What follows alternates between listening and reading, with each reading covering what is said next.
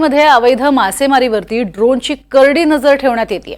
5 दिवसात ड्रोनने अवैध मासेमारी करणाऱ्या 12 बोटी पकडण्यात आलेल्या आहेत। रत्नागिरीच्या समुद्रात 6 दिवसात अवैध मासेमारी करणाऱ्या ट्रॉलिंग पर्सनेट बोटींवरती कारवाई करण्यात आली आहे। दरम्यान अनधिकृत मासेमारीवरती ड्रोनची ही करडी नजर आहे आणि त्यामुळे मच्छीमारांना अशी अनधिकृत मासेमारी करू नये असं आवाहन मत्स्य विभागाकडून करण्यात आले। माननीय मत्स्य व्यवसाय मंत्री श्री नितेशजी राणे साहेब यांनी दिनांक 9 जानेवारी 2025 रोजी मुंबई आयुक्त कार्यालय येथून ड्रोनचा अनावरण केलेला आहे।